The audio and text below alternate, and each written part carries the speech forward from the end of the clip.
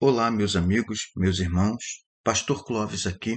Seja bem-vindo ao nosso canal, o canal A Pregação em Perspectiva. Caso você não seja inscrito, quero convidá-lo a se inscrever em nosso canal e se o assunto de hoje fizer alguma diferença para você, tiver alguma relevância para a sua caminhada, dê o seu joinha e compartilhe com seus amigos. Lamentamos sobremodo ter de tratar do assunto que vamos falar hoje, mas infelizmente é necessário que muitas vozes sejam ouvidas a respeito desse tema.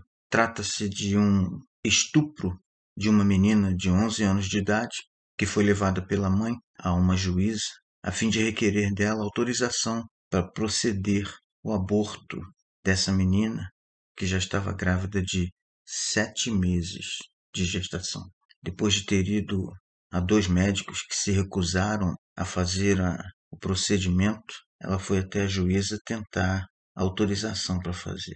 Na verdade, os médicos se recusaram devido ao avançado estado gestacional daquela criança, uma vez que o artigo 128 do Decreto-Lei de número 2.848, de 7 de dezembro de 1940, do nosso Código Penal brasileiro, ele determina que o médico não pode ser punido caso pratique o aborto, se não houver outro meio de salvar a vida da gestante, ou no caso de gravidez resultante de estupro. E se a gravidez resulta de estupro, ele deve ser precedido de consentimento da gestante, ou quando a gestante for incapaz, o que é o caso, o seu representante legal deveria consentir.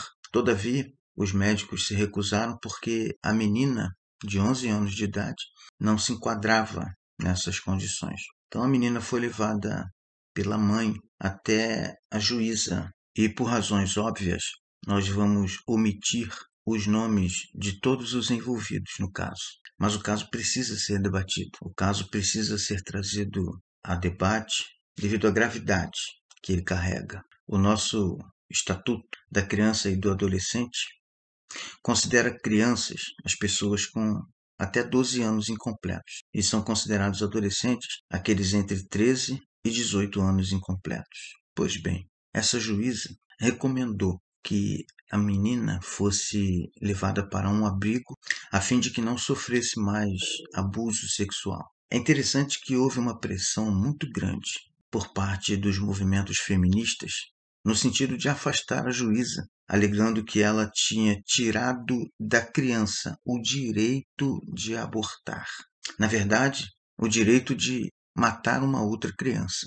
Provavelmente todos já têm conhecimento, já têm noção de que um feto de cerca de 7 meses já está praticamente formado.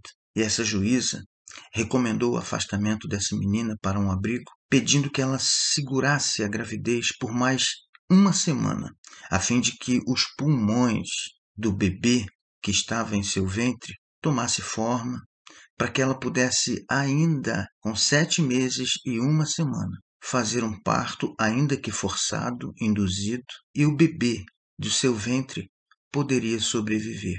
É assim que está um bebê no ventre da mãe aos 7 meses de gestação.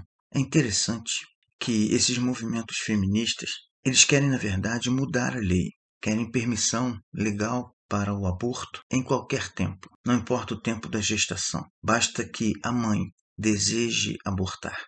Em uma manifestação feminista, em algum lugar dos Estados Unidos da América, uma mãe com um filho no colo, cerca de 1 ano, foi fotografada com a sua barriga de gestante exposta e na barriga estava escrito em letras vermelhas: ainda não é um humano. Uma mãe com um filho no colo, ainda bebê, grávida, com uma barriga enorme, dizendo que aquela barriga não abrigava um humano.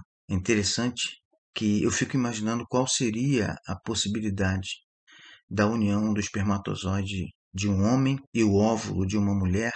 Qual seria a possibilidade de conceber outro ser que não fosse humano? É impressionante. DNA 100% humano do homem, mais o DNA 100% humano dela própria, uma mulher. Ela diz, prestes a dar à luz, ela diz que não é humano ainda. Mas voltando ao caso da menina de 11 anos, depois que a juíza mandou que a menina fosse levada para ser protegida em um abrigo, a fim de esperar pelo menos mais uma semana, houve uma mobilização muito grande dos movimentos feministas, através das redes sociais, dos canais de propriedades deles, que geraram uma comoção muito grande, uma comoção popular muito grande. A alegação foi de que a menina havia sido estuprada. É interessante que muitos canais de YouTube se mobilizaram para tratar do assunto, se posicionando contra a juíza, alegando que uma menina vítima de estupro não poderia dar à luz o filho de um estuprador. Desde que eu comecei a acompanhar o caso pelos noticiários e pelos canais diversos, eu fiquei me perguntando por que ninguém fala o nome do estuprador? Por que ninguém trata a respeito do estuprador, da punição que ele precisa receber, se ele foi preso, quem é? Ninguém tratava disso. Teve até um famoso apresentador de televisão que nas suas redes sociais cunhou uma frase muito bonita, né? Dizendo que uma menina não pode ser mãe, querendo fortalecer a argumentação de que o aborto deveria ser feito imediatamente. Diante da comoção popular, o Ministério Público determinou que fosse feito o procedimento abortivo em 24 horas. E foi feito. Mataram um bebê prestes a nascer, que precisava apenas de mais uma semana dentro do útero da mãe, para poder sair e conseguir viver do lado de fora. Eu sei por quê que ninguém falava do estuprador. Eu sei por quê que ninguém mencionou se o estuprador tinha sido preso ou se era alguém da família. Nem sei se podemos chamar de estuprador. Era o namorado da menina com 13 anos de idade. Uma outra criança. Ambos vulneráveis. Será que esse menino estuprou essa menina? É por essa razão que fizeram questão de que o aborto fosse feito urgentemente, porque depois que viesse à tona a verdade a respeito do suposto estuprador, iam constatar que ambos eram vítimas. Tanto o menino de 13 anos quanto a menina de 11 anos eram vítimas desse hedonismo exacerbado dessa nossa sociedade hedonista, dessa mídia, esse apresentadorzinho de televisão promíscuo, assim como muitos outros que vivem erotizando as nossas crianças, estimulando o interesse sexual, e temos crianças namorando, crianças mesmo, namorando com a permissão dos pais. E tem uma mídia que estimula isso, que incentiva isso, que promove isso. É por essa razão que nós temos que tomar muitíssimo cuidado com os nomes que nós indicamos para os cargos eletivos, porque são essas pessoas que fazem as leis.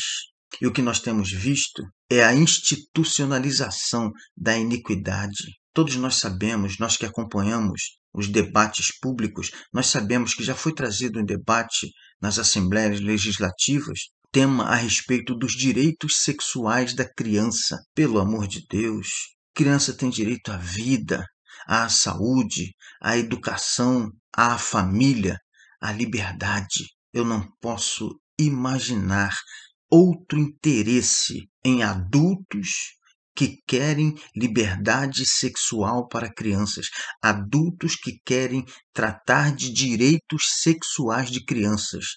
Não posso pensar em outra coisa a não ser pedofilia.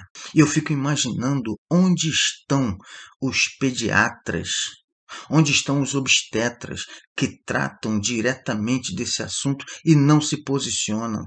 Estão vendo destruir as nossas crianças, uma busca descontrolada por matar bebês no ventre da mãe e não se posicionam. Eu quero saber onde estão esses homens e mulheres que aceitam isso calados e não se posicionam. Onde estão os pastores?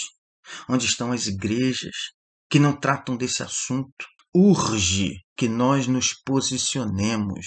Essa sociedade hedonista resolveram atacar as nossas crianças. O que está por trás disso, na verdade, Não é direito de abortar, é direito de praticar o sexo sem compromisso, é direito de ter uma vida promíscua, sem responsabilidade. Atacam o cristianismo, obviamente, porque o cristianismo se opõe diametralmente a essa imoralidade.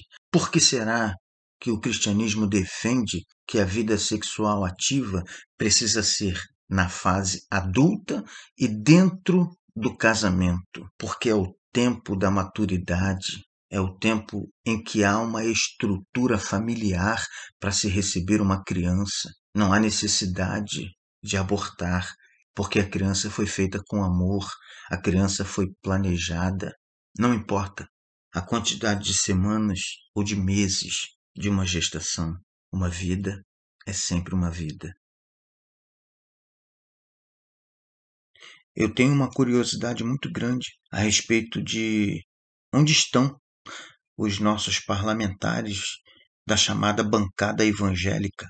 O que esses homens e mulheres fazem lá que não se posicionam? Mas nem tudo está perdido. A deputada estadual Ana Campanolo, na última sexta-feira, 24 de junho, conseguiu coletar a quantidade mínima de assinaturas que são necessárias para a abertura de uma comissão parlamentar de inquérito. E essa comissão, gerada por essa deputada e assinada pelo número mínimo de deputados, vai apurar as circunstâncias nas quais se realizaram o aborto em uma menina de 11 anos. Esse documento já foi protocolado no dia 28, na terça-feira, para que outros deputados possam também ter oportunidade de se manifestar publicamente e dizer para a sociedade qual o seu posicionamento em defesa da vida. Então nem tudo está perdido. Quero parabenizar essa deputada. Ela, de fato, me representa e creio que representa a grande maioria da população brasileira que luta, pelo menos se posiciona a favor da vida, sempre a favor da vida. Procure se posicionar pelos meios que você puder, redes sociais, YouTube. Se posicione. Vamos mostrar com clareza as nossas convicções e que, na verdade, não é o evangélico que é contra, não é o cristão que é contra, é o evangelho, é o cristianismo. Mas, além disso, é a própria lei do nosso país. Para que essas coisas aconteçam, é necessário que a lei seja mudada. Só que eles não querem nem obedecer mais à lei. A nossa legislação está sendo, ao invés de haver mais rigor, punição no cometimento de crimes, estão querendo modificar a lei para afrouxar cada vez mais, para viabilizar com muito mais frouxidão o cometimento dos crimes. E um desses é o crime de aborto. É óbvio que já existe a legislação referente a isso, basta cumprir. A bancada evangélica não é suficiente. É preciso que nós, cristãos de verdade, que nós, defensores da família e da vida, nos posicionemos, mas com clareza. Não vamos ficar em cima do muro.